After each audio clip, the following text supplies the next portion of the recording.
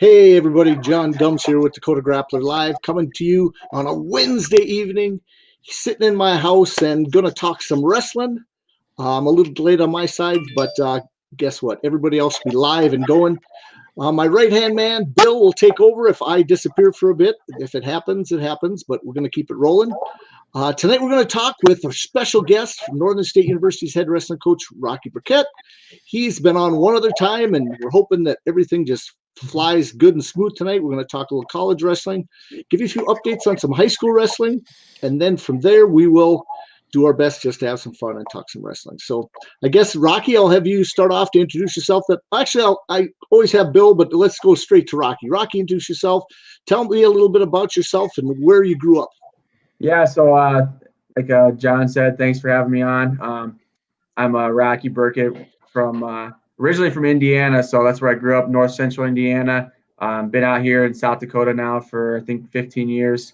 Been in Aberdeen that whole time, and played a lot of different roles. I guess at Northern, got here as a grad assistant, and then I got a job on campus and was a part-time assistant, and then took over at Aberdeen Central for a few years and found my way back to Northern. So I've been here now going into my 6th year. So been quite a journey during that time, and it's been fun, a lot of ups and downs, but really excited about where the program's at and the amount of support we have for it now, and the people we have in it. So I tell you what, I'm really looking forward to. Is that me? I'll make some other noise.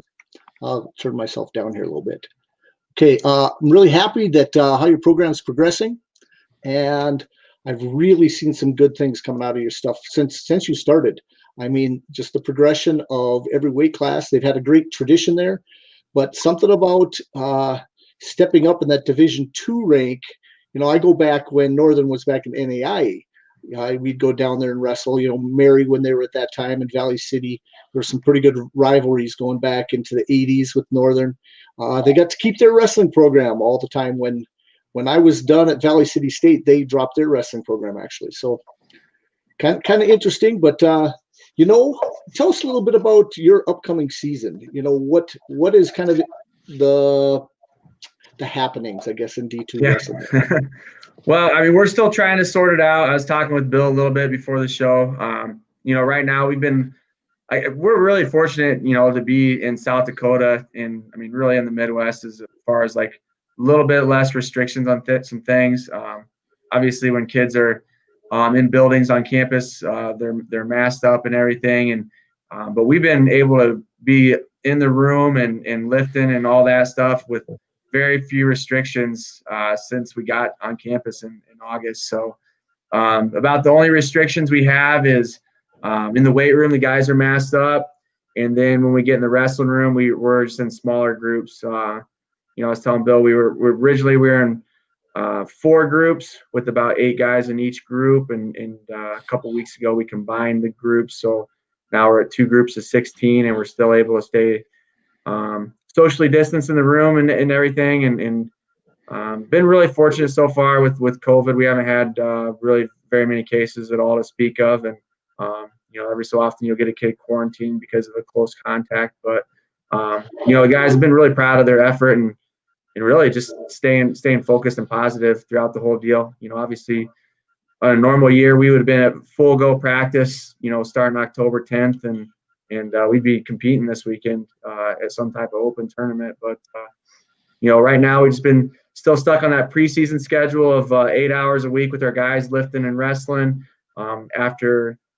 After Thanksgiving, our conference will let us go to our normal practice season. So we'll get rolling November 28th. And there's my wife background.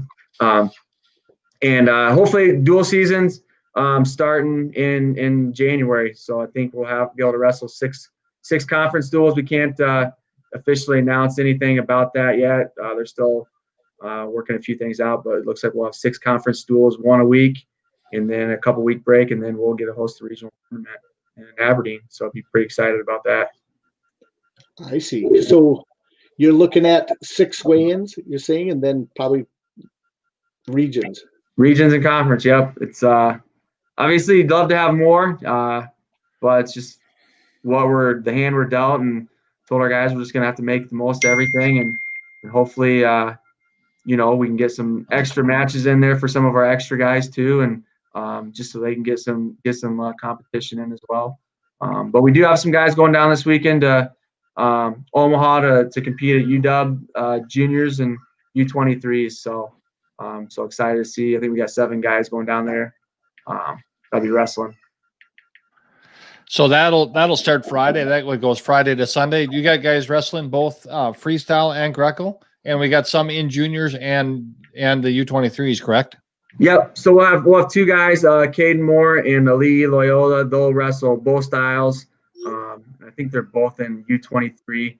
And then on Friday or Saturday, we'll have Dane Morton, Wyatt Turnquist, Landon Fisher, and Cole Huss will also all be wrestling. I believe they're all U20 or they're all UW juniors. So I think Ali and Caden are the only U23s.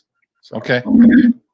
So yeah, excited to see what they can do down there, and looks like there's quite a few wrestlers that are signed up. So yeah, it looks like it's going to be a great tournament. I'm kind of excited to watch. That'll be fun. We get the pretty good mix in there of some top D1 talent as well as some D2 guys in there, and I'm not 100% sure if there's NAIA are kind of going, so there may not be any of those guys there, but yeah. And obviously with the juniors, we'll get some good high school kids that'll be in there too. Compete too. There is. Yep. So yeah, there is. Yeah, that'll be it'll be fun to watch. I'm glad those guys are going down there. I'm excited to see how they do and watching the rest of it. We also have Kyle Berwick. It will be wrestling at 57 kilograms there too, so that'll be kind of fun for us guys from the Dakotas to watch that happen. We were talking the other day about Kyle wrestling 57 there, and that's 125 and a half pounds, but that's a +2 weigh-in, right? Right. So he's 59. So it's 59 kilograms there. Yeah, +4 really. So that makes it a little easier for a guy like Kyle. So hey, there's Tom. Hey, brought in another guy. I wanted to ask him about stuff that happened in South Dakota last week. Having the big tourney down there, the RMN monster down there, and we'll talk about that. But Rocky, one more quick question. Yeah. Now you said you got 32 guys right now in your room. I think we're at 32 guys. Yep. So. Okay, and were you part of the national signing stuff today also? Yeah, we did. Yep. We haven't released our class yet. We're still waiting on a couple kids to make a decision. Normally we have a pretty big class, but this year, especially now that they're giving kids the year back, we're not going to have quite as big a class. It's going to be a little bit pickier, but we got a couple guys that are signed right now, waiting on a couple more. Got a kid from out Tom's way that just signed his letter of intent, so pretty excited about him. So. Yeah, I did see a young man just announced at Minot. We had our official signing of Clay Redens to NDSU. And so I did see a few signings today, but I didn't know if it's not news for you. I won't make you say anything yet until you get it all done, Rocky. It's all over social media. So, Kale Larson was the South Dakota kid that we signed so far. So from Rapid City Central. So pretty excited about him. And he's going to be a hammer, man. He's a tough kid. Good. Sure. What weight is he at?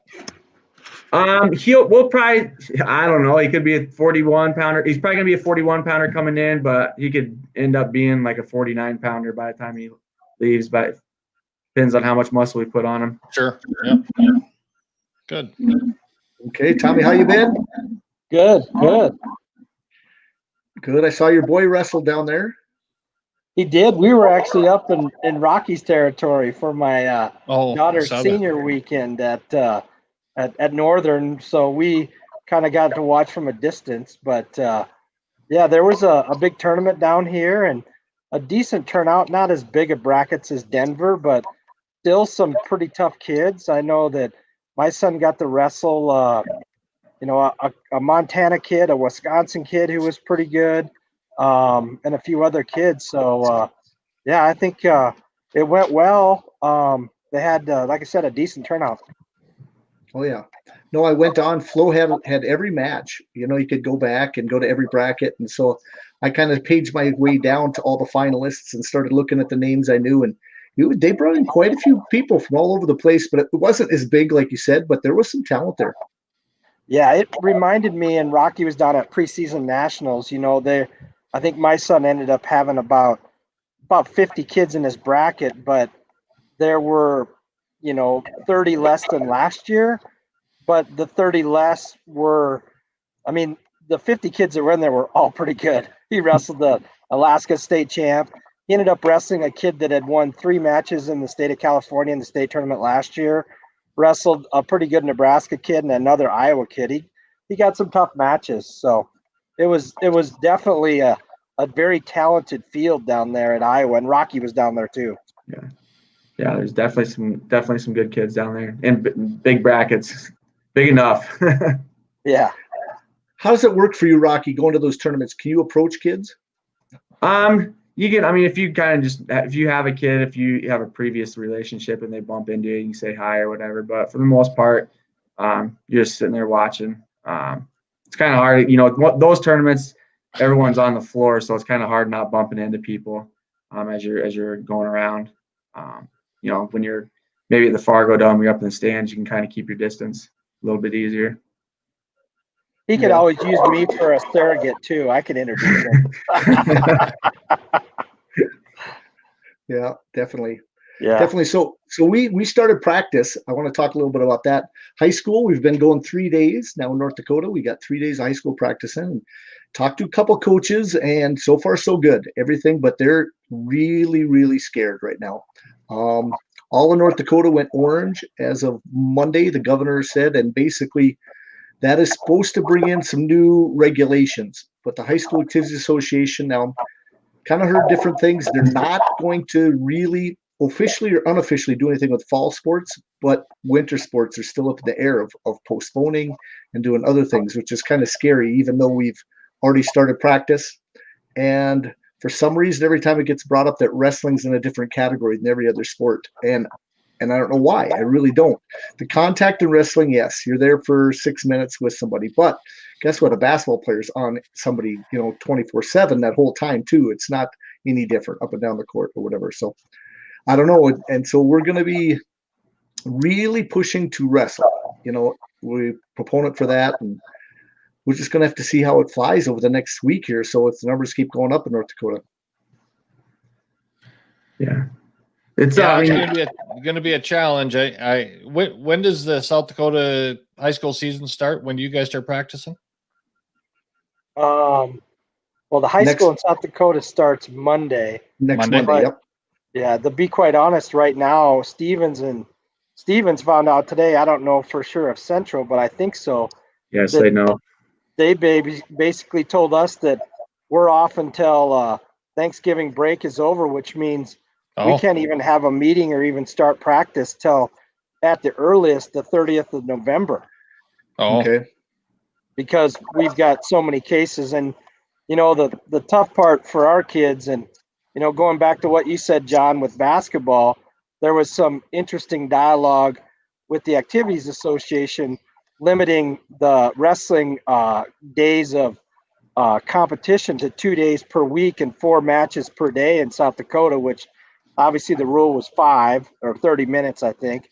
But the question was asked, are the basketball players limited to 2 games per week? And they said, well, that's different. And a lot of people are wondering how different that is, and so I don't know if they're going to have more than 2 games per week, but I don't know that they were limited in their competition or contest per week, which was, so it probably takes a lot of Tuesday or Thursday duels out if they want to compete Saturday, or if they competed Friday, Saturday, they couldn't have any duels that week at all. Wow. And the tough part for like some of the West River schools, I know like our JV, when my son was a 8th grader, he got a lot of JV matches in varsity B tournaments. And a lot of these tournaments are being limited to 112 wrestlers. I think are up to like 12 teams or doing some type of duels, but they're going to boot out a lot of the JV teams of those duels because they want the varsity kids in there. And unless we're able to put some JV tournaments together, it might be a bad year to be a JV wrestler, quite frankly, for matches. And we've already had, our middle school season. I think I brought that up earlier on the last call, but we only got 5 duels all year for middle school, and 2 of them have already been canceled. And now going into Thanksgiving, we'll lose at least another one. My 7th grader might only get 1 or 2 matches for his whole middle school season that isn't supposed to end till mid-December. Oh, so it's awful. Well, we just got to keep our spirits up and find ways to get the kids matches within their own room. My boy honestly asked me, if this gets canceled, can we sign up for the club and go travel? And I said, it's going to be up to High School Tips Association, because you guys started practice. It's called in season then. And if this is postponed, you're still within season. You might not be able to go to a USA event. And so if South Dakota doesn't start their practices, they might not be in season if they're not going until after Thanksgiving. I know, but most people want to make sure we start in December so we get the weight allowance. Now everybody else is. So it's weird, because I've heard some football teams that played last week had tons of kids out in quarantine, etc. And I've heard that even there's a team in the championship this weekend that's on the verge of going to online only, and Spearfish is on the verge of that. And, everybody's got a different idea of what constitutes going from home and how that all works. And it's just challenging, because obviously we've had 3 or 4 wrestling tournaments in Rapid. We were in Des Moines, and I thought, if I'm going to get it, it's going to be in Des Moines, or it's going to be at one of these big tournaments. And I still either haven't got it, or I've done the right things with masking and some of the things, the protocols they had at preseason nationals, I found kind of interesting, because they had it all gated, kind of with bike racks or cattle guards around everything. And then they had a mist when you walked off the mat that was kind of something you'd make at the farm, Billy. You probably, just basically tubing, 3-inch tube, go up.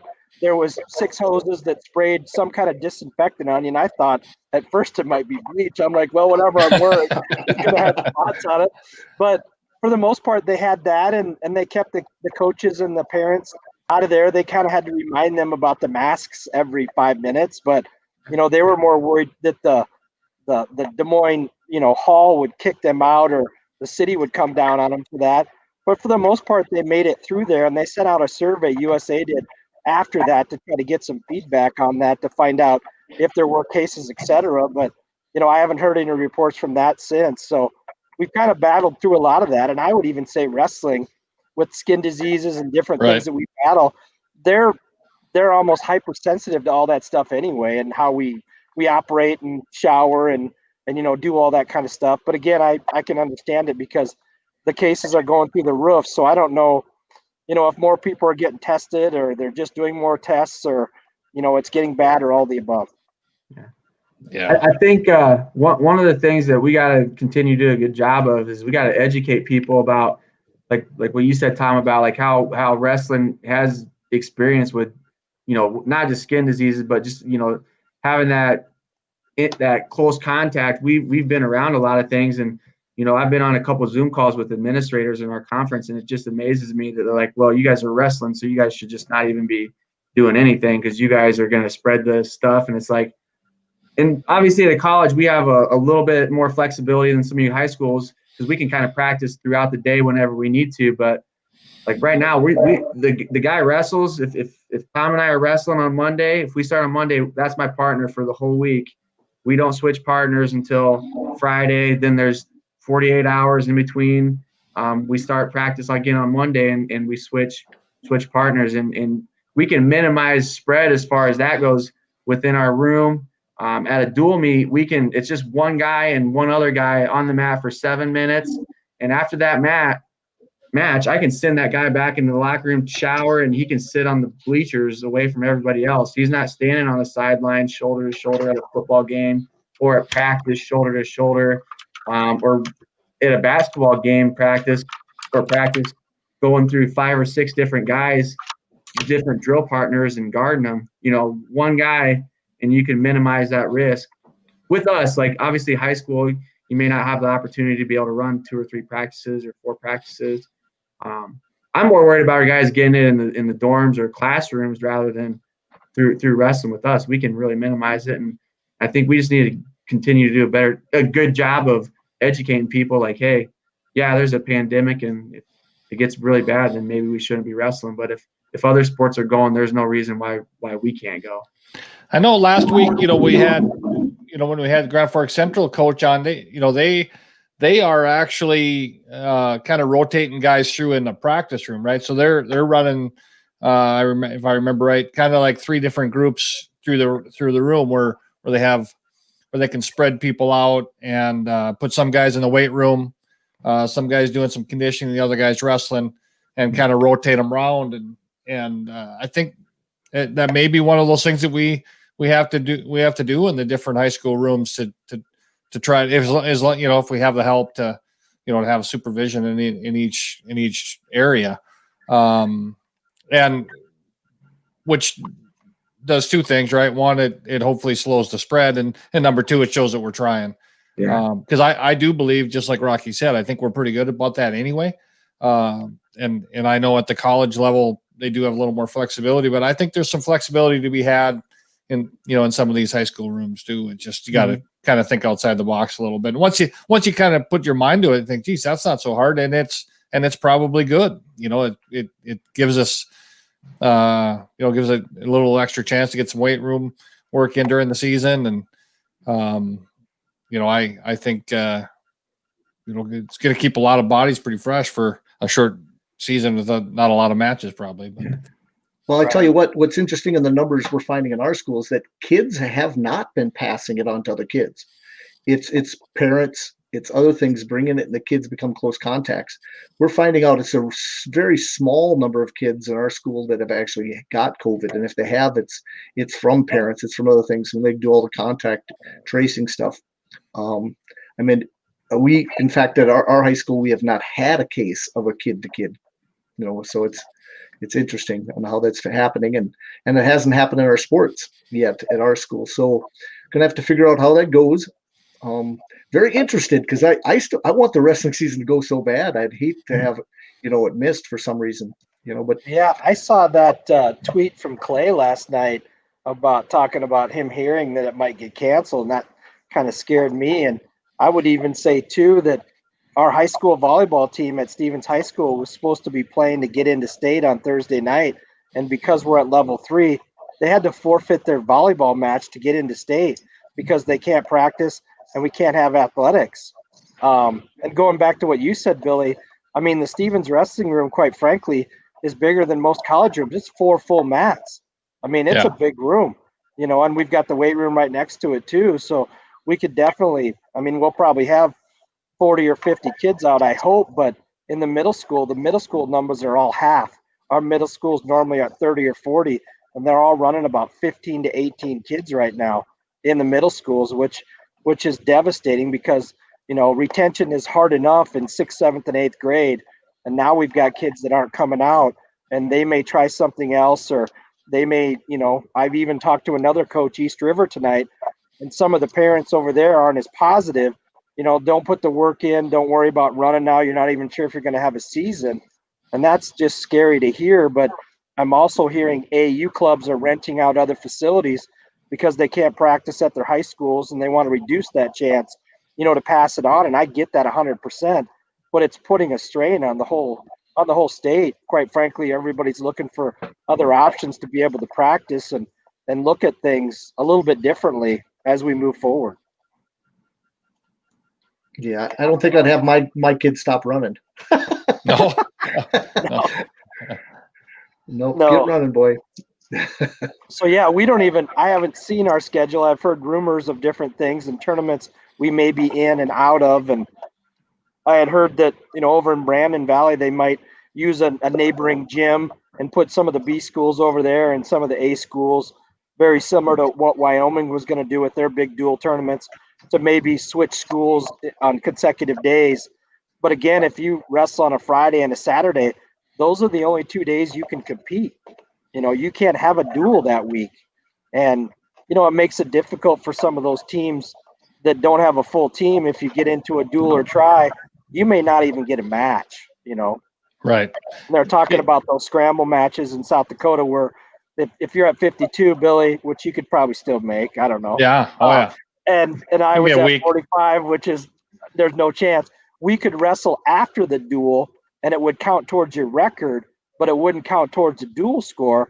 But I mean, how many kids might do that if they end up having the bump and that makes a region, change or a common or something like that. So, I don't know how that's all going to work, but there's been a lot of talk about that stuff, but there's been a lot more focus on the other sport in the winter as well. Sure. Which is basketball. Oh, they play that in the winter too? Apparently. I knew there was some season for it. I wasn't sure when it was. So, Rocky, I know this is going to kind of come up because one thing I guess we were all hoping is we're going to have, 6 or it appears to be 6 dates, right? And I know we're talking about that in the high school level and that we were really hoping at least maybe we could see some triangulars or, some additional matches. Kind of maybe run through that, why that's not going to really work out for, us in the NSIC. Yeah. I mean, really, I think it came down to money. I mean, in the NSIC, there's 10 teams with wrestling. That's including Parkside as an affiliate member for wrestling. So that makes up our region. And so we wanted to all have nine matches against, everybody. So, because we're not going to have any tournaments, common opponents. So when we seed for that region tournament, it's going to be based on those 9 duels. With the NCAA testing procedures, basically, if we are wanting to wrestle, we have a 5-week window to get those matches in because we can't start competing until January 1st. Division II has a mandatory 7-day break over Christmas. So we would get guys back on the 28th of December, got to train them, have them ready for a big conference duel by January 1st. We're not going to do that first weekend. So we all agreed to wait until the week of January 7th, 8th, 9th, that Thursday, Friday, Saturday. And then we also wanted to be done with our duels 2 weeks before regions in case somebody got exposed, had to quarantine for 14 days, and we can or if a kid got COVID, they're only out 10 days, but then most schools have a protocol. They have return to play protocol they have to go through. So because of the health issues associated with Corona, if you get it. So we had like that 5-week window. So it was like, all right, we can wrestle a duel and 2 or 3 tries and then 1 or 2 other single duels. If you wrestle 1 duel a week, the NCAA requires testing twice a week. If you wrestle multiple teams in a week, you have to test 3 times that week. And then you also have to do a rapid antigen test when you arrive on site before the duel. So the cost of testing was kind of through the roof for those. So that there's like, we still, Northern, we still wanted to wrestle those 9 duels. We pushed hard for it, and we were just like, we're going to find a way to make it work. Our administration was, but at the end of the day, it comes down to, money and it's a little bit cheaper if you only have to test twice a week. So. Right. Yeah. So I guess that brings up the point now. Is there testing being done on campus today? I mean, in the preseason side or? Not yet. So we haven't started that yet. And we haven't had any testing for our sports yet because fall sports were all canceled for the NSIC. So those teams, as long as you're not competing, you don't have to do the testing as required by the NCAA. So, like I know Mallory with soccer, they've been practicing. They had a scrimmage last week, but it's inter-squad scrimmage, so they don't have to test. But once we get into full season competition, then we have to start testing. And basketball, they're reduced to 16 games this year too as well. It's 8 weekends for basketball. So Minot State may come down here. We play in Minot State Friday and Saturday. And then we'll go to Mary. They play Mary Friday and Saturday. Same team where it usually is, you travel to Minot, play them, travel down to Mary, play them in the same weekend. Right. It's going to be an interesting season when it comes to self-discipline, being able to get into the best shape you can be so that you can, because I think you could have the biggest upsets ever. Who's going to be ready mentally, physically? You have to go out in every match. If you're in the best shape, you could take out some people you've probably never beat before. Definitely one of those years. Yeah, I think the biggest thing is staying sharp mentally. If you're a guy that's been sitting around and like, wow, we're not gonna have a season, and all of a sudden January 1st, oh, I better get ready. Probably gonna take a while to get ready. I feel if got guys that have been, kind of, I don't want them too focused in right now. It's kind of early, but if they can see the end goal and they can work towards it and start cranking it up. As we get closer and closer, I think that's kind of hopefully the route we can go. And I think the biggest thing is just going to be able to, you're seeing it with the SEC football right now, is be able to have a lineup out there, Right. and see who's going to be, and depth is going to be key too. I think unfortunately we're, you don't have to redshirt anybody because everyone gets a year back. So that's definitely nice. Hopefully the NCAA sees that and says, hey, maybe we should change that redshirt rule a little bit. Right. Give guys the opportunity to compete a couple times each year. But I think it's just staying healthy and staying focused once we get into that season. So I know you've got contacts around the rest of the country. What are you seeing in Indianapolis or any of these other conferences that you talk to guys at? Yeah, actually, our assistant Zeke, he was just talking to Coach Welch out at San Francisco State last night. They don't have kids on campus. Nothing. Right. So like their guys can train out at like MMA gyms. They're gonna send them to UW this weekend down in Omaha. That's it. So I know like. Hey, can you talk a little bit about that? I heard some good rumors today. I don't know if they're true about the NSIC weighing in on UWs. I probably shouldn't get in on that. I should probably talk about it. I might get in trouble, but let's just say we had to fight to get those guys to go. So yeah, because I heard there's some colleges in your conference that shut them down and wouldn't let them go. Yeah. Well, the conference was gonna maybe weigh in on not letting them go, and we were able to get some waivers. And I think there's still some teams wanting to go. I think it might have been their institutions that might have given them no go for now. But yeah, luckily we're able to still send some guys. It was a little touch and go for a little bit. That's great. I mean, yeah. I'm glad to hear it. I mean, looking at some of the kids that are going down there, it might be the biggest and best tournament until February or March that's out there. I mean, yeah. Well, absolutely, it will be. Yep. No question. Yeah. I mean, we're gonna be safe. I mean, the guys that we're sending down, we're gonna have them, sit out for a while from practice and stuff, and monitor their symptoms the way they have been and stuff. And yeah. But we're excited to get to go down there and compete. So. Sorry to put you on the spot. Oh yeah, no problem. I don't want to get a conference fine or something. They're probably not. That's me talking. I'm like I said, I know kids from other schools, D1 schools that are going, and if they go, they're basically having to come home and quarantine for 14 days after that. But a lot of them are coming home at Thanksgiving anyway, so it kind of didn't matter. Yeah. So, but no. So that's San Francisco. I know. I was on a coach's call. It was the East Stroudsburg out in Pennsylvania. I think they're not even in school right now either. So like, there's different places. One of my old teammates, he's the head coach at West Liberty. I think they're full go with practices right now. So they've been practicing since October 10th, just the full 20 hours a week. So yeah, it's kind of a mixture around the country, I think. So we're probably in, at least in a little better situation than some are out there. So yeah, I guess that's a good thing, and hopefully things kind of slow down a little bit. I know in here in North Dakota, a lot of the communities have put on mask mandates, and hopefully something like that slows the spread down a little bit. And it's really the main thing is we just need to get the hospitals caught up. That's where things really get hairy. And of course, I've got family members that work in hospitals, and it's it's a real deal.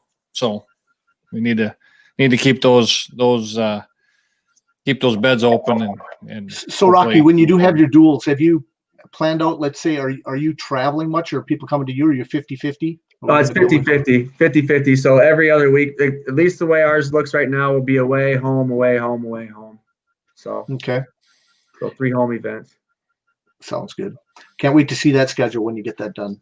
Yeah, well, like I said, right now it's kind of default every Thursday, but I think the different schools are kind of working around, but move it to Thursday, Friday, Saturday, whatever works best. So okay. Sounds good. So Tom, you guys, is it for sure that out of Rapid that you guys are not going to start till after? Is that official? It's official as I can say. I've seen nothing in writing, but okay. You know, if our volleyball team had to forfeit getting into state for tomorrow night, couldn't practice. I don't see if the kids aren't allowed in school, there's no way we can practice legally or, you know, within the school system. So obviously you're not on a hybrid, you're completely virtual? Completely online learning. So we were 4 days a week.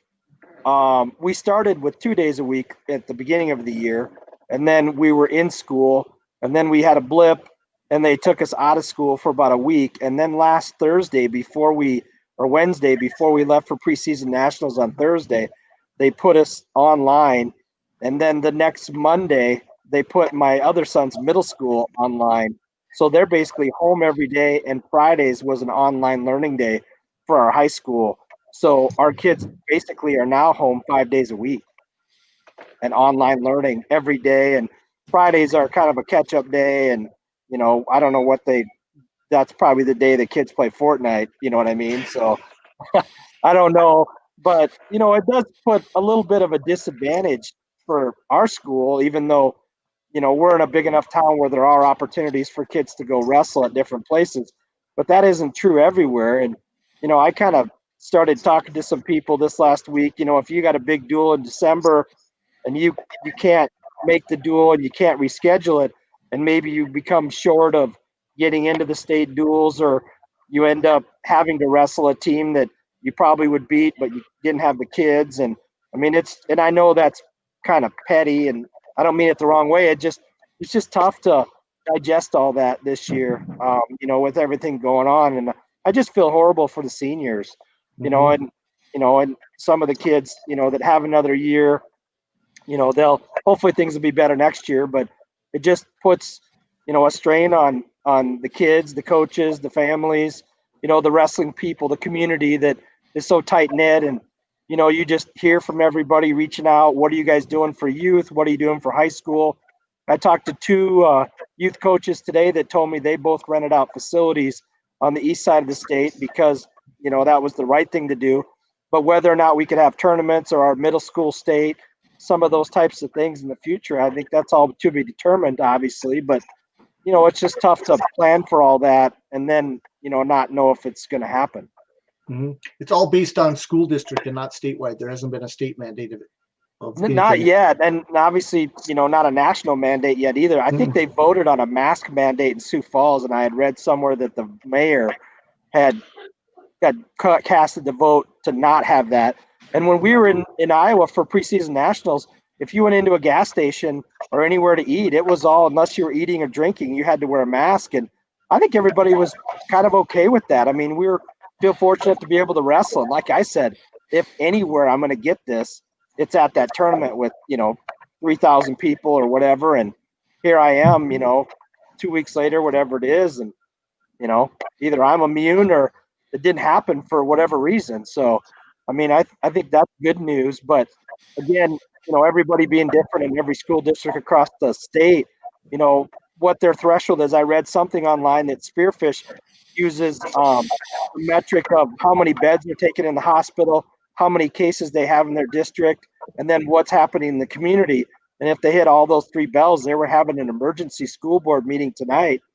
And of course, you might have saw, and Max Saylor I think he committed to Minot State tonight. Correct. Online. I mean, but, you know, if they go to online, I would imagine that they can't practice either if their schools are shut down. So, you know, it kind of depends on where you are. And I look at some of these football games and different things, and that's got to be a really challenge for the administrators of some of those schools to make that decision, you know, and as we move forward with stuff, you know, they're supposed to do temperature checks and all these different protocols for wrestling, but it puts some people in a tight spot. Obviously, you want to do the right thing, but for some of these kids, this might be all they have, left. So are your teachers teaching from their homes, or are they going into the school and have to teach? I heard that the teachers do go to school and they do teach from school.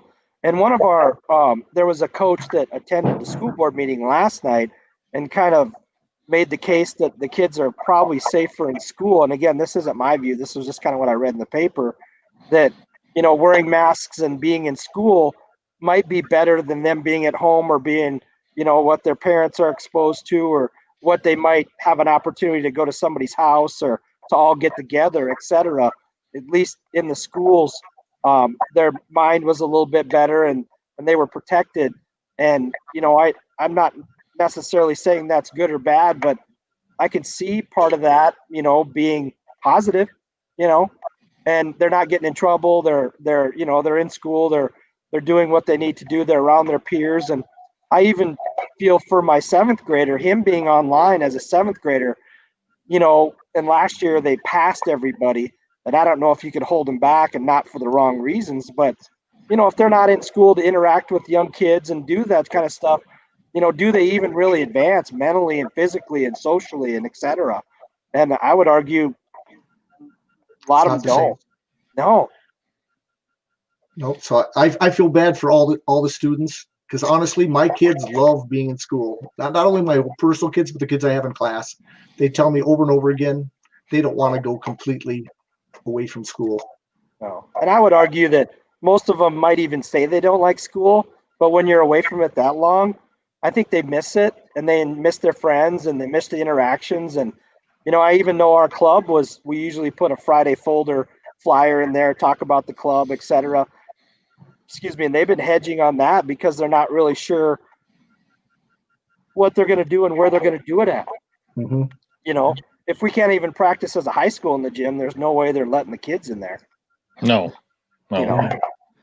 Yeah, it's tough, man. Like I remember the last spring with our guys, just, they're all at home, and we'd be Zooming with them, and you can just tell, like, they're it's tough, man. Like, they want to be together and hanging out and stuff like that. And I mean, you're 18, 22 years old, and you're back home in mom and dad's basement, and you don't want to be you're Billy Holtan, then Bill's putting you to work or something. I don't know. Yeah. So that was like when we first got back, and if I had any guys that would like give me any grief about having to wear a mask, I'd be like, hey, don't wear a mask, and you know what? In a couple of weeks, we'll be back online, and you'll be in your mom and dad's basement again. So tell me how you like that for the next 4 months. Yeah, well, there's a lot of those kids, probably all of those kids, that was the longest they'd have been off the mat, in years. I mean, I know in Billy's case, that surely was the case. He's I mean, from whatever the day of the regionals was, till you guys, till the, and then, till sometime in, September, just about, so that's a long time. And even at our academy, there's, even throughout the summer, well, basically since the season ended, we've had a lot of young men in there, college, high school, youth kids. And, I've knock on wood, but, I have yet to have somebody come up to me and say that they got it there, or, and I don't even know if you can really tell where you get it anyway, how they can exactly trace that completely back. I mean, you could get it getting gas or going into a gas station, or, I think people have gotten smarter about what they do and where they do it for the most part. And I think that's probably a good thing. But at the end of the day, if you're kind of doing the right things, and I feel like I have been, even, at work and different places, you just kind of, do things a little bit differently, and so far so good. So I think, there's a way to be, like Rocky said, there's a way to, there's a really bad part of it where you could be home in your mom's dad's basement and be with your brothers, and you're not being up in college, etc. And I think kids are learning that the hard way. Mm-hmm. The more social they are, I think that the harder it is. I'm a very social person, and I find I become a hermit at school. I don't go talk to the other teachers, and it's different. I seem to be ahead with my work at school for one time, and that's not right. Well, I think some people think that, and I don't, and I don't know either way, but I think some people think some of the teachers may like it, because they don't have to deal with some of those kids and different things in classes, et cetera. And again, it's neither here nor there. There's some days at work I don't like either, and I'd rather not talk to some people and get some things done and all that. But there was a place I used to work. They haven't been fully back to work since April or May, and now there's some people that don't necessarily want to come back and want to work full time from home. And so there's you kind of get into the groove of being able to do things kind of in your own room or even at work or at home. And you might get 4 or 5 hours in and you're still able to do all the extra stuff that you're doing. And there's a little bit of complacency that can set in sometimes with some of that kind of stuff, and I can see where some people could fall into that trap. But yeah, who knows? I mean, I'm not going to judge anybody, but you just hope that everybody's doing it for all the right reasons. Go ahead, Rock. Jimmy's hey, things are going to get more fun now, so I just want to see what's happening. Coach McCoskey's got a little request. You probably read it there, Rocky. Yeah, but I'm not gonna name any names on this show. There's probably people watching, but just the first name and first letter of their last name is fine. That's all. Jim's not looking for much. Yeah. He says this. I don't think one of them can even officiate our matches anymore. Let's just put it that way. Jim knows who I'm talking. I think Jim has the same official too. So he's not from the Dakotas, I guess. I'll put it that way. Oh yeah. Interesting. Yeah. That's one of the things, and you bring up a good point. There's a lot of chatter, and I talked to a few officials about kind of how they're going to do their season, and I've heard some reports of some of the region coordinators talking to some of these officials saying you're going to have to kind of be on your game with some of this stuff because, if you have 12 teams at a certain town and you usually had 30, where do those extra 10 officials go, and how do they, if they still want to, they're worried they're going to lose more guys. And, I know there's a couple older officials in our state that have been around a long time, and I've heard that they definitely want to officiate this year.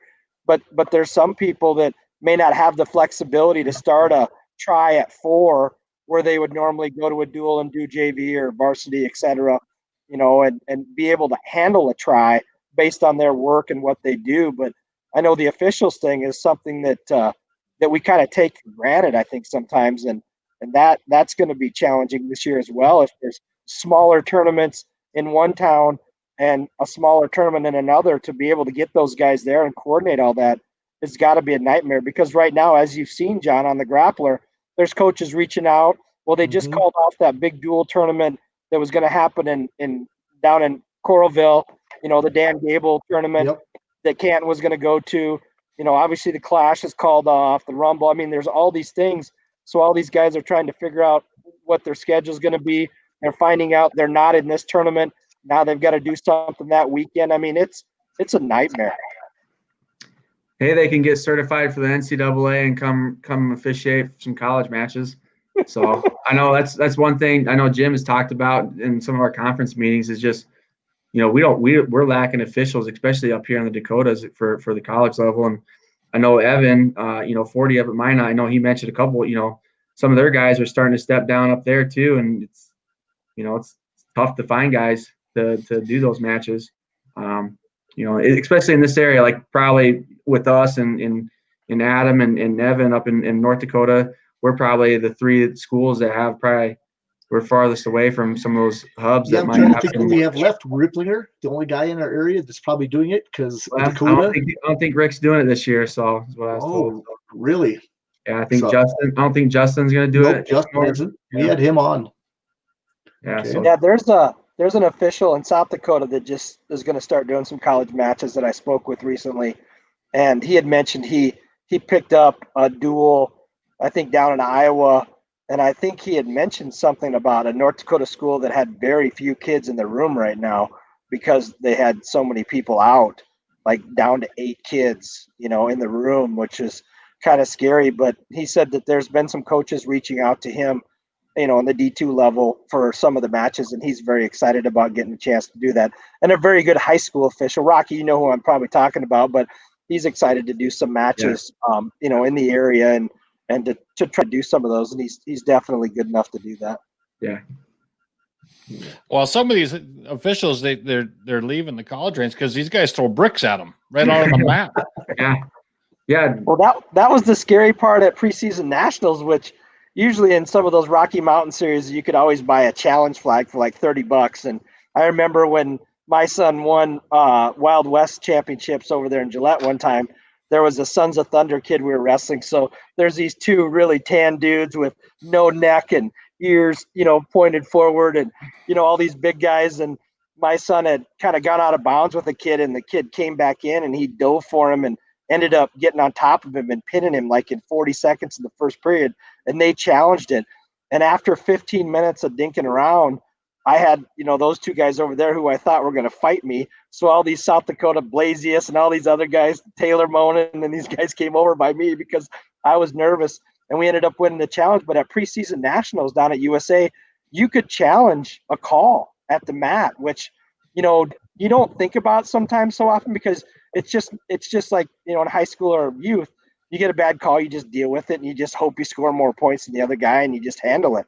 Well, down there, you could challenge it. And I know a couple of our kids had a couple challenge calls, and I think one of them, I'm glad the kids were facing out away from the camera because it was probably a clasping, but, you had to wait, and the kids are standing there walking around, and, it's kind of like between innings of a baseball game or a football game. You just wait forever, and that other guy's got to get over there and look at the challenge and look at it 6 different ways and talk to their buddy, and it's a nightmare. Yeah, it's become a part of the sport. I guess I kind of get used to it now, so it's just one of those things that happens.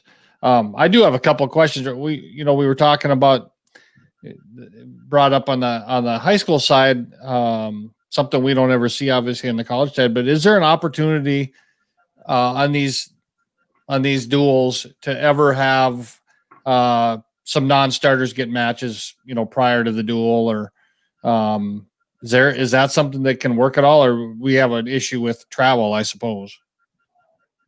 For the college, right? College. Yeah, I know that was one of the things that we talked about in our meetings. And I'm for it. I think it's going to be school to school. They haven't really, I guess, technically like written up what it's going to be. We've talked about just putting another mat, in the back area of the arena or next to the main mat. Me personally, I would just like to, I think I mentioned it earlier, is if we have 10 extra matches, why not just wrestle 20 matches? People, the diehard wrestling fans, they want to see as much wrestling as possible. And most of our backups in our conference are going to be pretty competitive kids, pretty good. So, the casual fan, if they just want to come at the normal start of the normal duel, that's fine. But these kids, they're not getting an opportunity to go to these opens. There's less duels for them to maybe get a chance to get in. I don't know why we wouldn't just, put them out there in the main stage and go right before the regular matches. You've been to our setup, Bill, and we think it's pretty fun, cool setup. And why shouldn't those kids be able to have that same opportunity under the lights as everybody else? Yeah, I agree completely. I hope that that's something that can be done, and especially this year. I think you mentioned before, maybe this is an opportunity to get some of those kids in the lineup that would be redshirting, but this would also be an opportunity where you take a kid that would be redshirting, and get them if you could get them 6 matches, in a whether it's, in Matt Candle State, another great atmosphere to go and throw kids out there and let them wrestle. Yeah. Upper Iowa would be fantastic. They can get, they're hanging off the rafters and, boogers falling out of their nose, and they're just about ready to kill everybody that's not, wearing blue. So, there's a lot of good opportunities, I think, for that to happen. So I hope that that's a possibility. And then I guess, the other thing we should, talk about what's the lineup look like this year? You got a lot of guys come back. You got some good young guys that come in. Where are we at? Yeah. Like you said, I guess I can kind of just go through it. Hopefully I don't forget anybody, but, really since we're not redshirting anybody, we got Landon Fisher at 125 who was in the starting lineup for us last year. Did a really good job. We didn't expect to throw him in the lineup. We knew he was going to be a little bit small coming in. Stevens boy. Yeah, Stevens kid. So he jumped in, did really well. And then along with him this year, we got a couple freshmen. Michael Bigler from out, and he's a state placer from California. And then we have Brennan Salfrank too from here in Aberdeen. So those guys will be battling it out there. At 133, we return Dane Morton, who I think his highest ranking last year was 5th. He had 24 wins. I think he's 24-7 on the year last year for us. So I mean, he's looking to probably take hold of that spot this year. And then we got Robert Coyle and Ty Altoff, a couple Watertown arrows that'll be in there too, fighting for some time as well. At 141, we got Colton Roth back. He was injured last year, so that was his sophomore year last year, so redshirt sophomore this year. First match of the year, he wrestled Hunter Burnett from Augie, and Hunter was the regional runner-up, won that match, and then got hurt and basically tried to wrestle through a couple other matches, and we ended up just having to shut him down for the year. So he'll be in there. He'll have some good competition as well. I think Adam DeBoer is going to try to get down to 141 as well. He's been up at 49. He's kind of like right in the middle between 41, 49. He's going to try to get down there and challenge for the spot too. And then Brandon Sharkey from another Stevens kid. He's got a little ways to go to get down to 41, but that's the plan. He thinks that's his best spot to be down there. So he's going to those three guys are, and we also have Caleb Lazur, freshman from Omaha Scott, was a state champ and a state runner-up down there. So now was Sharkey a 2018 grad? Was he? He's a third-year kid for us. So I'm thinking 2017. I think he graduated. Okay. So 49 the last couple of years been Caden Moore. He's been there, but he's going to be sliding up. So we got a couple of different guys in there. Garrett Thompson, the Iowa kid's going to be in there, third-year kid for us. Wyatt Turnquist had a really good redshirt freshman year. He'll be in there. And then I think those are the two guys that'll probably be challenging for that. What's that? Stabner at that weight, or is he bigger? Stabner, I think he's going to be a 57. So, yeah. Oh. He's kind of, he could probably be either one. So he'll be in there battling with those guys as well. And then at 57, Caden probably looking to be the guy. He's had, a lot of success over the last couple of years for us, over 20 wins. And then you also have Stabner will be in there, Tyson Stabner. Another kid that's looked really good in the room so far, Chase Bloomquist. He's a freshman from Prior Lake. I think he placed 4th last year. Kid's tough, man. He scraps hard. So it's probably a good thing I have a mask on in the room, because every time he's wrestling, I'm just laughing because he's just throwing kids in the walls and everything else. He just goes hard. So, I'm pretty excited about him. He's been wrestling really good. And at 65, we'll have Billy. Will be in there. He's been the starter the last couple of years, and you'll have James Burks will be coming up and probably be challenging there too as well at 65. So really, whoever gets that battle, those guys have both had. James had a really good freshman year, and Billy's had 2 really solid seasons the last couple of years. I think Billy's even ranked right now for the open mat. They just came out with those rankings at 165. So we'll have those guys, and then freshman kid from my hometown back in Indiana, Hayden Prater. So pretty excited for him. He's really strong kid. Tore tendon in his ankle last year, so he wasn't able to wrestle his senior year, but he's looked really good in the room as well. 74, we got Tanner Weiss. He's been the starter the last couple years, so obviously he'll be one of the front runners. And then we also have Jake Flackus, hometown kid here from Aberdeen, and then also Cole Huss, a kid from Nebraska who had a really good freshman year last year as a redshirt. I think he went 11-3. Beat some pretty good kids along the way, so he's looked pretty good. He'll be wrestling down in Omaha this weekend at UW's. So. And then at 184, we have a couple of guys in there that are wrestling, that are in the room right now. Josh Trumbull, a redshirt freshman from Nebraska, and then Trayton Kasich from Iowa, who's a state champ and state runner-up. They both looked really good. Just two strong kids, just two bulls really just going after it in the room right now. And then I was telling Bill, we had Marcus Placide who opted out this year, but when the NCAA granted back the season for this year, because now this year doesn't basically count towards your eligibility, Marcus is going to join us at semester. So he'll be probably looking to hold down that spot moving forward. So, and then at 97, we have a transfer, Ali'i Loyola from Cal Baptist, and then Diego Gallegos has been our starter the last 3 years. So those two will be battling it out again and for that spot. And then heavyweight will probably be Caleb Lefferding because the way it looks right now. So good. So yeah, pretty solid lineup. Excited about it. Got some opportunities for some good competition in some spots, which I think is what we need, and that's what when I first got here, we needed more of that. So.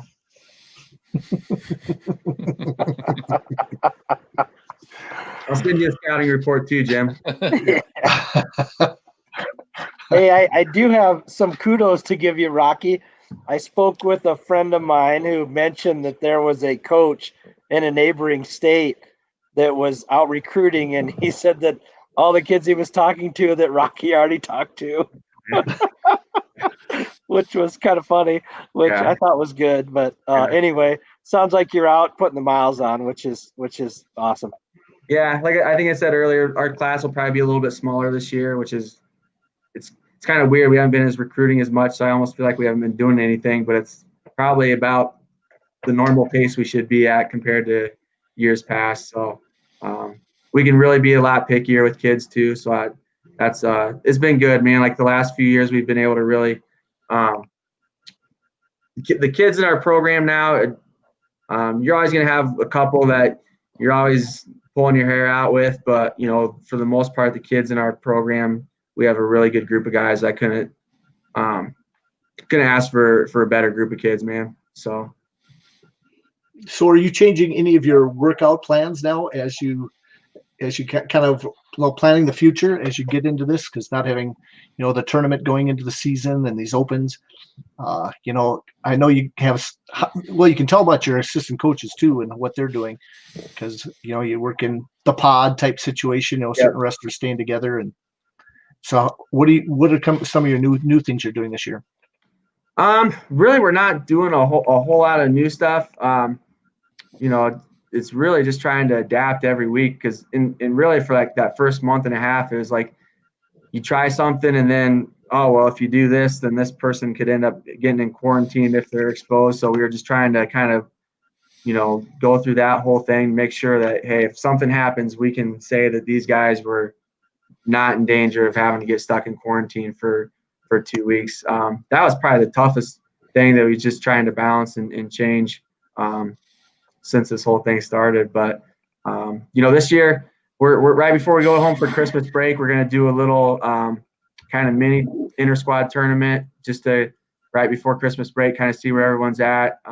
Normally we might be having something like that or open tournaments to decide the starters. So, we need a little bit of, we're going to use that as kind of a gauge moving into the dual season, and probably evaluate practices a little bit more too, as far as where guys are in practice. I don't really like doing that a whole lot because sometimes kids are able to game for each other, but at the same time, there's going to be limited opportunities to see the kids compete against other competition. So it's a good thing to have that depth, but it's going to be a little challenging to figure out some starters and some weights if there's not a clear favorite.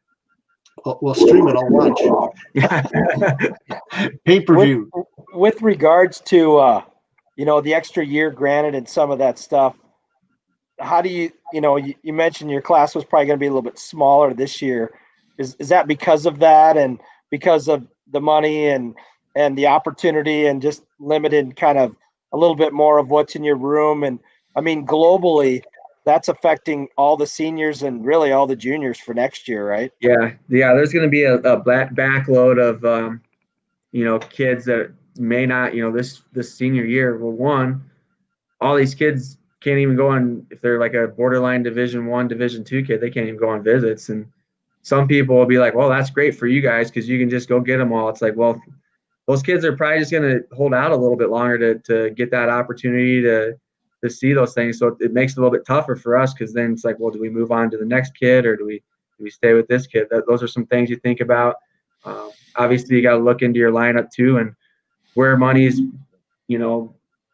where you have money vested for the next couple of years where this kid you were recruiting, maybe at the end of last year, you're like, hey, I'm going to have this money opening up for you. And now all of a sudden you're getting ready to offer him and this happens. And now you might not have that money for another year. So definitely some tough conversations to have and things you got to think about as a coach when you're making those decisions. It's kind of like being a general manager, I guess, a little bit in a sense. You got a salary cap and you got to figure out what everybody's contract is a little bit, and what where your money's at.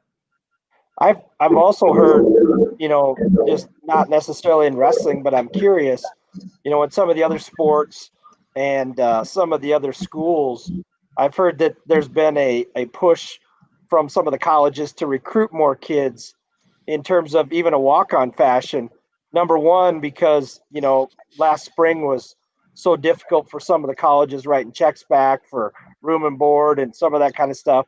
And frankly, for some schools, like in Northern, for example, getting in a circle of friends and a little bit of stability is definitely an advantage for some kids to come into a school where maybe there isn't fraternities and sororities or they don't want to be a part of that, but they can be part of something with some structure that ultimately, as an 18 or 19-year-old kid, will help them succeed, whether they make the lineup or not, so to speak. So did they give you a little bit more flexibility to say, we don't care if your roster is 35 or 40, and we're encouraging to get a few more kids. We just might not have the money for them, but we're willing to give them a shot. Does that happen? They've especially in the springtime, there's a lot of uncertainties with colleges everywhere. So, they're encouraging us to get as many kids as we could with all of our sports. And to an extent where, it's not going to be a detriment to, the experience of all the kids in the room. Like for us, like 35, I'd love to have 40 guys in the room, but for us, unless we get another room, 35 is really, you're falling over each other a little bit, even with 2 full mats in there. So for us, that was one thing is, we are probably not ever going to get over 35 until, that person gives us $2 million to build that room as nice as Rapid City Stevens has. Well, back then it wasn't 2 million. Yeah. I was just curious because I had kind of heard some of that, and I think it's good. I know that, even with my daughter at Northern, I think coming in with those friends and having study table and some of that stuff, I think it definitely helped, get acclimated and kind of keep them on the straight and narrow and, have an opportunity to share experience and studies and all that stuff. I think it definitely is a big help for some kids coming out of school that this might be the first time that they could stay out all night and nobody knows it or whatever. You know what I mean? Yeah. It's just, and that's probably one of the reasons I've been at Northern for so long is I like the people there. I just really like the people there, man. Like, to be honest with you, and it's like they're just good people, and your professors are going to look out for you as long as you're doing what you're supposed to do. Our president's awesome. He walks around, and if you're lucky enough to be at Caribou Coffee when he is, you get all your coffee gets paid for. You'll buy your coffee if you're one of the students. So, it's a really great place to be, and there's a lot of benefits to it. Maybe if you're not getting academic or athletic scholarship money, but there's still a factor of the people there, and like you said, Tom, being able to have those circles of people that and can trust and help you get through the 4 or 5 years of college. Definitely. Yeah, I would say it's been super positive. So absolutely. No, we're already sitting at over an hour and 10 minutes. Again, we're just flying by. No, it's crazy how it happens. But Rocky, you're doing such a great job there. Bill, you got any other big questions for him? I've been so impressed. I've golfed the last 2 years. Can't find a way to win that thing, or win the car or the $10,000 or any of that stuff. Yeah, I don't have any more questions. I do want to just point out, and bring this up again, but if anybody, Rocky was nominated for the Hometown Heroes Award that Flow Wrestling put on, and when Rocky was on with Bader and Bray, really a great interview. If you haven't watched it, I really recommend it. I was proud to be part of Northern State at the time, and it's been a great experience for us for the last 5 years. I guess it's now already, but that was awesome. Yeah, I appreciate it. That tournament you're going to have internally, Rocky, is that open to the public, or what is well, yeah, it's have you talked about it? I remember last year it was this weekend, I think. We came up there and the wrestling-offs were that Saturday, and Zach was still there, and he told my youngest, like, hey, if you come to wrestling-offs, I'll get you a t-shirt. And we were there with bells on at 8:00. We were so excited to be there, and it was fun to see the kids and watch the wrestling-offs, and it was a fun day. But I was just curious if that's open or how you're doing that. Yeah, I mean, as long as we're not restricted with fans or something like that, we were planning on putting it in the big arena and pulling some bleachers out. So, hopefully we're able to do that. I just got to get it all cleared. We just got it on the schedule the other day as far as with being able to make sure the building was open. So now it's figuring out all the details from there. So, well, we had our banquet in there on Saturday night at 5:00 in the BC there, the Barnett Center, and I did see that the hump's gone from the basketball court, which everything's now level in there. And so, for AAU State for the future, you'll have a lot of flexibility to set the mats up in the future. Yeah. It's nice to have that there. When they sunk the floor in a couple years ago, that made it a lot nicer for wrestling. So yeah. But my wife's been hounding me. I do have to say thank you to all the people that voted and shared posts on Facebook and everything for the Flow, for the Hometown Hero. I'm not very good at saying thank you, so my wife has been all over me the last 3 weeks, and now she's in the background making sure I say thank you. So appreciate it. I mean, it's been awesome. I probably had more fun with it than, just being a part of it and being able to be the leader. So, it's been awesome. So appreciate everybody and all they've done. Do you know that answer by any chance? You see that, Rocky?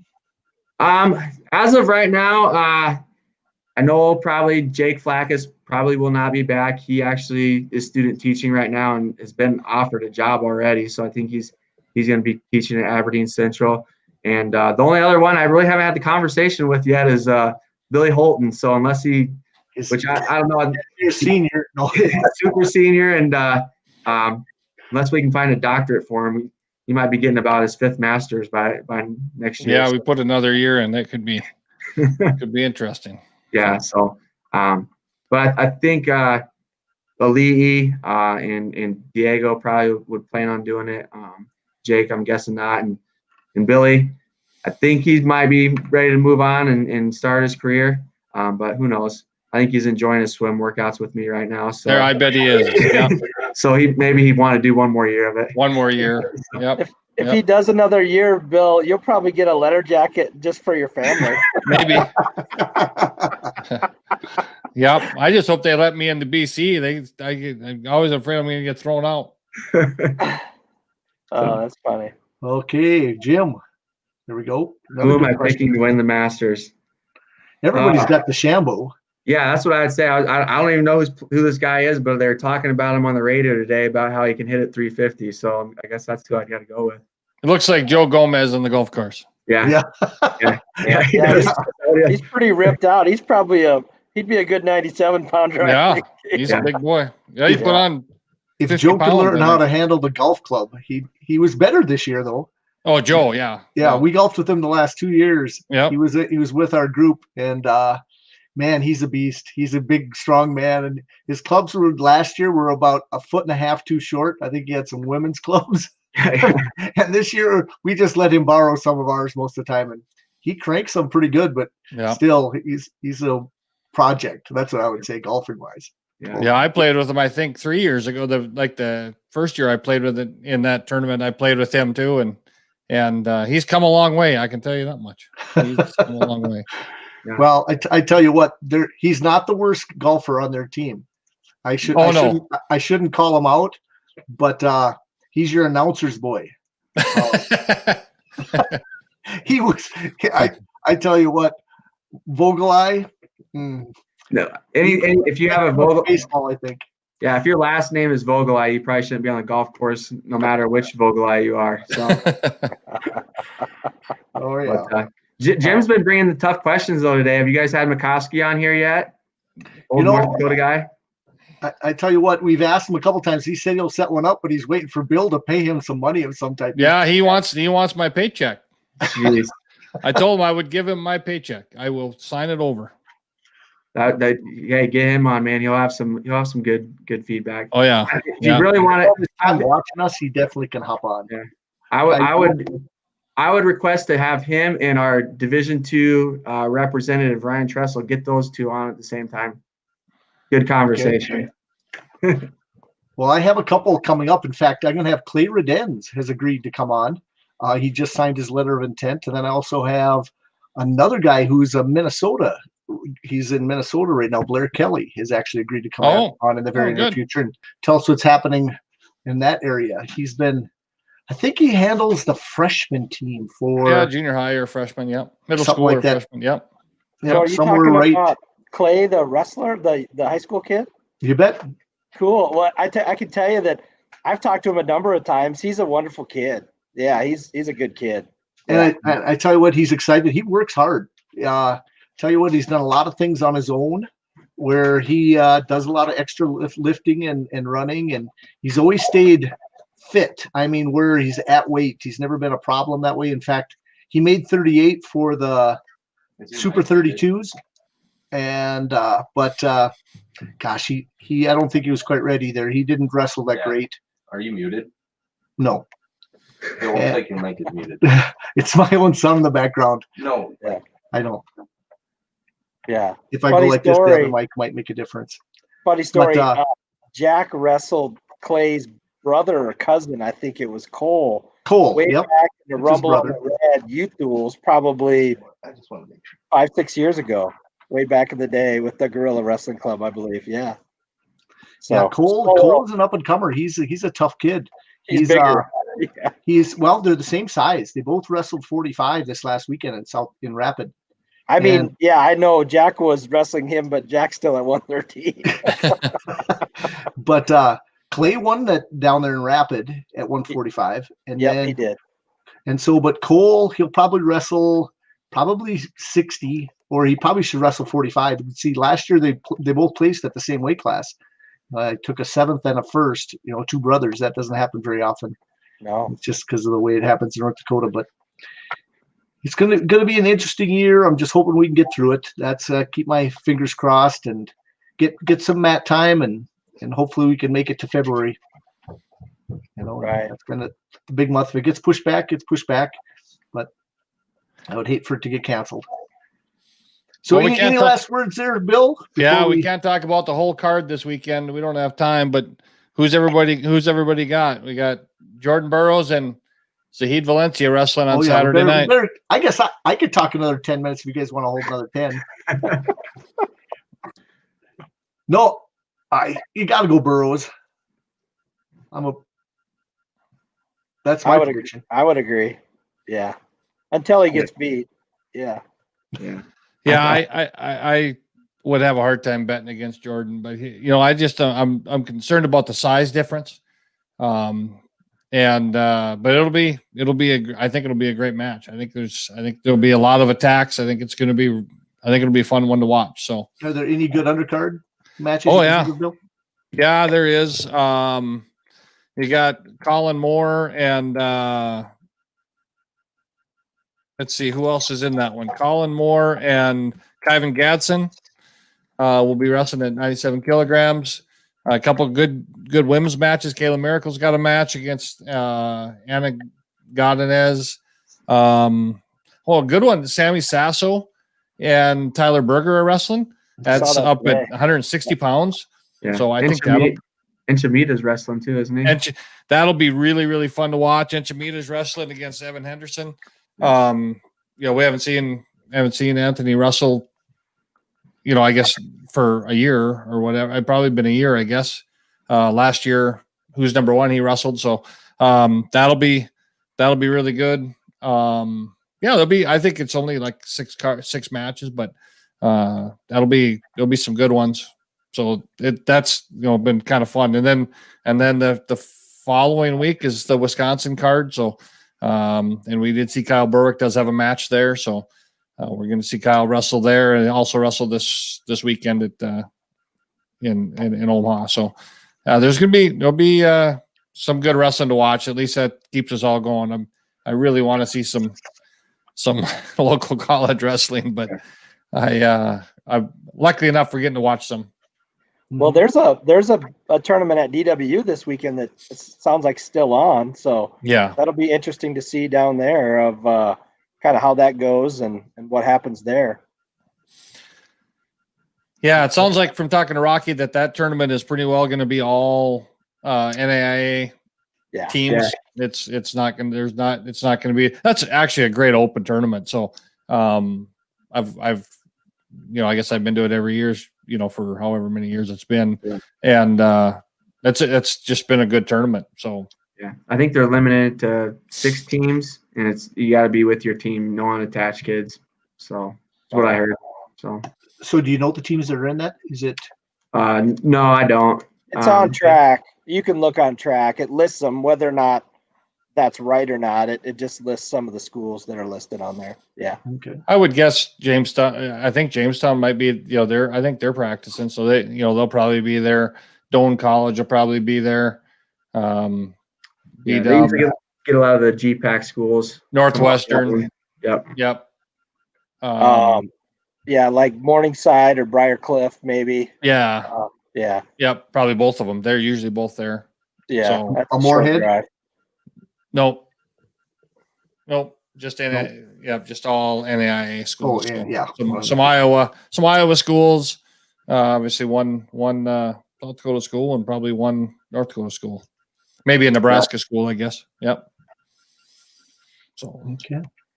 No, I keep finding myself finding the archive of the Flow Wrestling stuff.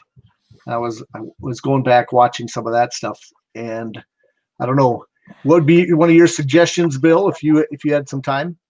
I had all day today, Veterans Day off, and I'd get a job.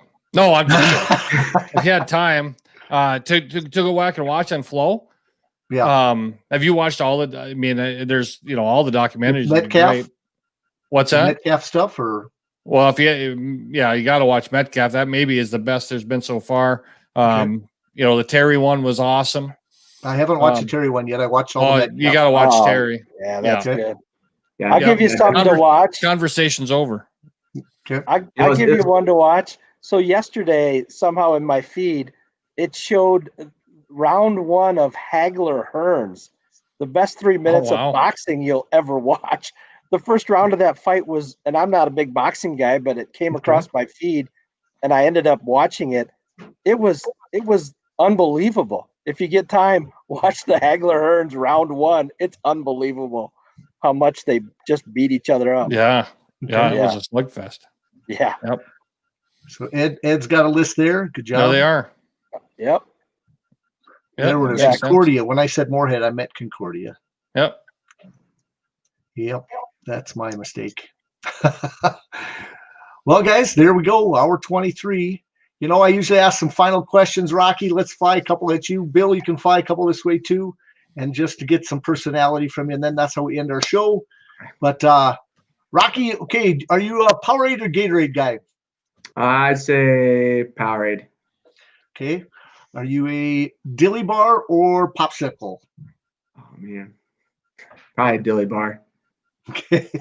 Are you consistently slow or fast-paced? Fast-paced.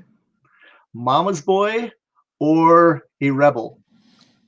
Oh, man. I was a mama's boy if I wanted to get away with something, but usually I was a little bit of a rebel. Okay. Are you let's go Bill, you got to throw a couple. I don't have my other computer. Dan Gable or Cale Sanderson? Dan Gable. I knew the answer to that without even asking it, but I figured we'd get it for everybody else. Yeah. Were you more of a mental athlete or a physical athlete? Mental. Okay. Best wrestler you ever wrestled? Yep. Oh, best wrestler I ever wrestled. High school and college. You could add both of them in there. Trying to think.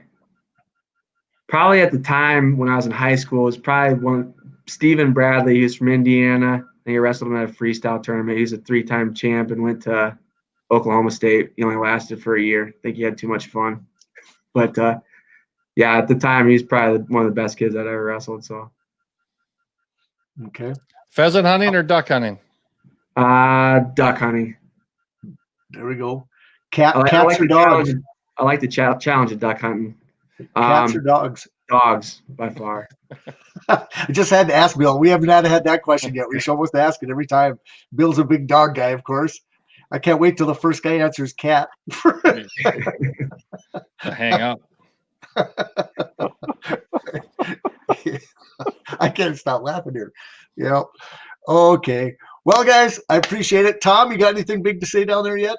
No, I'm just hoping that we can get fired up here and that everybody does their part and we can figure out how this is going to work this year to kind of get us to February. And, we're hopeful of that. But, I don't know. It's scary right now.